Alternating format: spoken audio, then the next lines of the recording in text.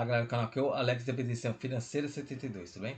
Vamos conversar sobre o MSRE 11, o Maior Capital Real Estate. É um fundo multi-estratégia que eu acho bem interessante.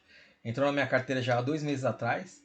E esses tempos eu estou fazendo um rebalanceamento da minha carteira, né? Esses fundos imobiliários se valorizaram mais e eu estou desinvestindo um pouquinho, né? Pouca coisa. E investindo nesses fundos que estão descontados, mas sendo aqueles que não perderam seus fundamentos, e o MCRE 11 é um deles. Está cotado a R$ 8,74, entregou um yield de 12 meses de 14,77%, P sobre VP 0,89, quer dizer que está 11% abaixo do valor patrimonial, está bem interessante ainda. Liquidez diária de mais de 5 milhões de reais e variação de 12 meses de 2,86%. Comparando com outros fundos imobiliários de papel, aqui está incluso todos os fundos, né? O high yield, middle, todos os fundos de papéis aqui, né? Até que o HCTR está aqui também, ó. Ele está entregando um yield alto de 20,45 porque está bem desvalorizado, né? E o MCRE 11 está em segundo lugar aqui, ó. Entregou um yield neste mês de 1,28%. E dando uma olhadinha aqui, ó. Ele chegou a entregar 11 centavos, entregou 10. E desde fevereiro está entregando 11 centavos. Hora gerencial de março de 2025. Para quem não conhece o MCRE 11, ele é o antigo MCHY 11. Ele mudou o ticker no final do ano passado. O fundo teve início em junho de 2021. Público-alvo investidores em geral. Taxa de gestão 1,10. Taxa de administração 0,20 ao ano. E taxa de performance de 20% sobre o exceder IPCA mais 6% ao ano. É um fundo que tem um patrimônio, mais de R$ 1 bilhão de patrimônio. Tem uma liquidez bem interessante aqui, ó, diária de quase 3 milhões de reais. O último dividendo foi de 0,11. E o valor da cota a mercado está a R$ 8,22. Isso que foi no fechamento, esse valor é no fechamento do mês de março. Que pelo valor da cota e o seu rendimento está entregando um yield de 17,3% ao ano. Aí disse que ele consegue soltar esse dividendo de 11 centavos até junho de 2025, nesse primeiro semestre. 100% dos CRIs da carteira permanecem adimplentes. Isso quer dizer que os devedores estão pagando todas as parcelas em dia. E também não teve nenhuma movimentação de compra e de venda de ativos do segmento de crédito ou de estruturados neste mês. O fundo gerou um resultado de 9 centavos por cota e utilizou 2 centavos e distribuiu 11 centavos por cota. E ainda tem uma reserva de lucro de 10 centavos por cota. Com a venda de alguns CRIs, aí ficou com dinheiro em caixa, eles compraram novos CRIs com taxas superiores à média do portfólio, possibilitando assim um aumento da taxa média de aquisição. Com o recebimento da multa do pré-pagamento das operações de CRIs do grupo CB, permitiram com que pudéssemos aumentar o guidance de dividendos para o MCR 11 nesse semestre. Ele se aumentou 1 centavo por cota, que agora vai ficar na banda inferior de 10 centavos e a banda superior de 11 centavos por cota, até junho de 2025. O carrego da carteira em fevereiro de 2025 ficou em o crédito aqui de CRI, né, 59%. 70 dessa carteira aqui, ó, 70% IPCA ficou em IPCA mais 11,9%, um carrego bom, né? E 30% dessa carteira aqui de crédito, que é o ficou em CDI mais 5,1%. Aí tem o imóvel mais estruturados de 28% do total do fundo, né? Ficou IPCA mais 6,2% ao ano, mais o ganho de capital. Esse ganho de capital é esse aqui, ó. Ele mostrou aqui, ó, rendimento e ganho de capital. É de um imóvel que eles compraram e o ganho de capital projetado no horizonte de 5 anos vai ficar em R$ 2,47 por cota, em uma média de 4 centavos por cota ao longo de 60 meses. 7% de cotas de fundos imobiliários, numa taxa de IPCA mais 10,2% ao ano, uma boa taxa. Eles também têm dinheiro em caixa aqui, ó, 6%, que vai render 90% de CDI. Tal, com 100% vai render IPCA mais 10,3% ao ano, mais o ganho de capital. Essa média do carrego está calculado no patrimônio do MCRE 11, que é de 10,04. Mas a cota hoje, que estamos em 22 de abril de 2025, está em R$ 8,74.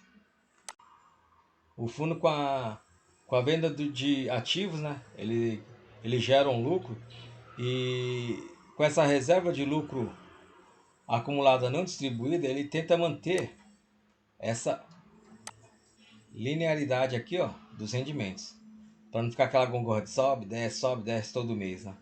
A partir de junho, as cotas desse fundo começou a se desvalorizar, né?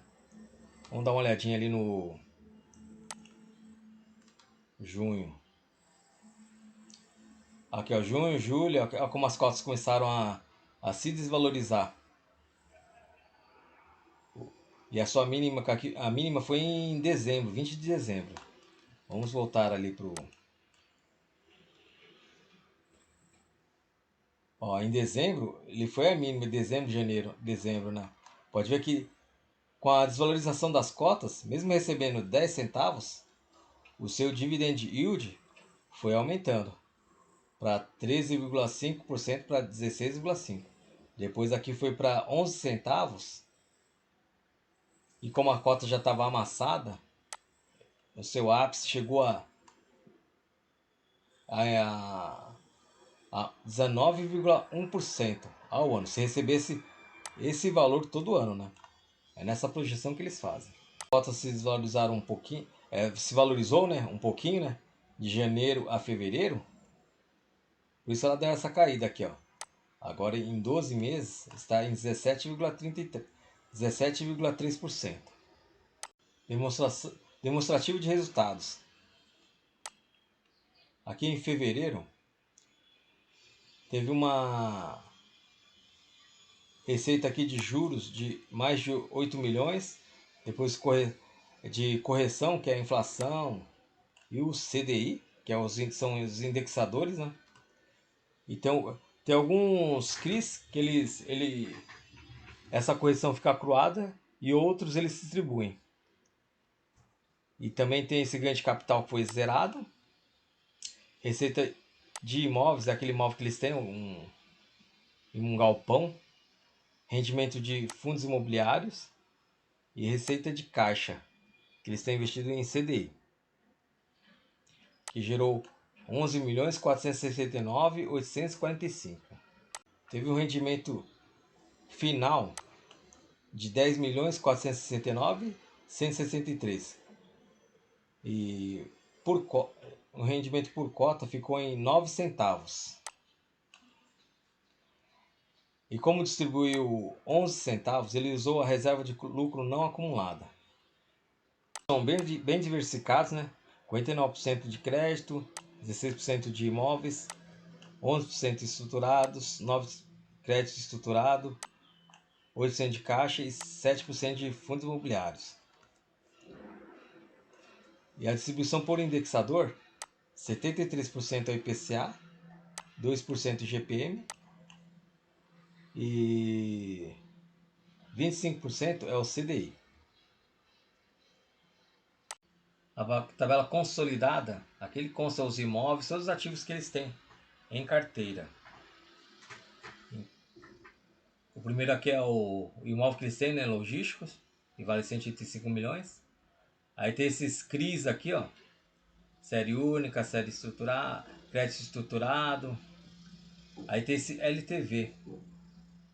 Esse LTV nada mais é do que você está emprestando 33% do valor da garantia. Aqui é 34% você está emprestando, 79%, isso aqui é um pouco mais arriscado, né? Está emprestando muito em relação à garantia. Vou dar um exemplo, se o imóvel vale 100 mil, nesse caso, o fundo está emprestando 79 mil.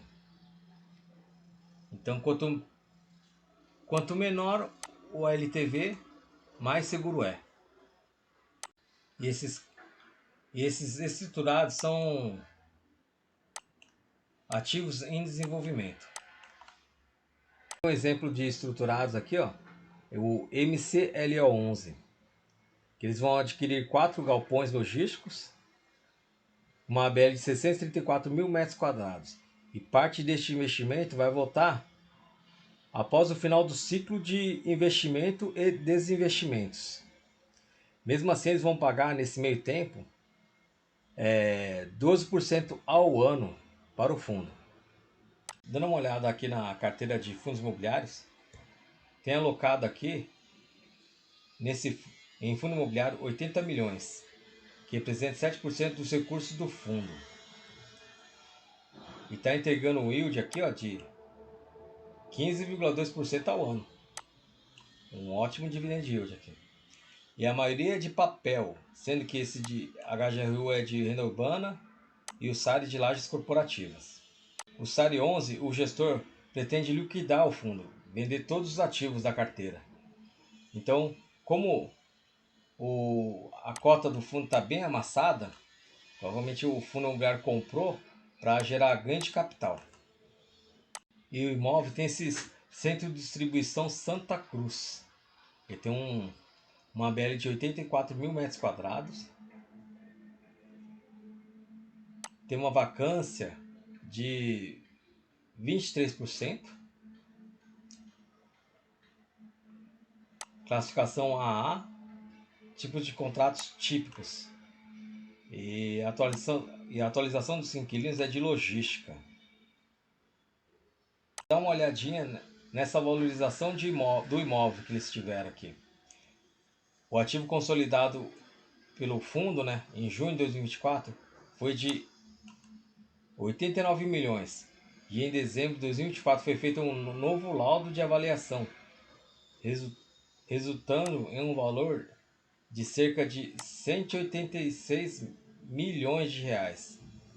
Valorizou mais de 100 milhões em poucos meses. Aqui é o detalhamento dos CRIs e dos créditos estruturados, né? A gente pode ver que aqui não tem aquela tranqueira de multipropriedade, hotéis, resort, que está dando problema em vários fundos high yield por aí, né? Esse aqui é um high yield um pouquinho mais manso, né? Que a gente pode falar, né?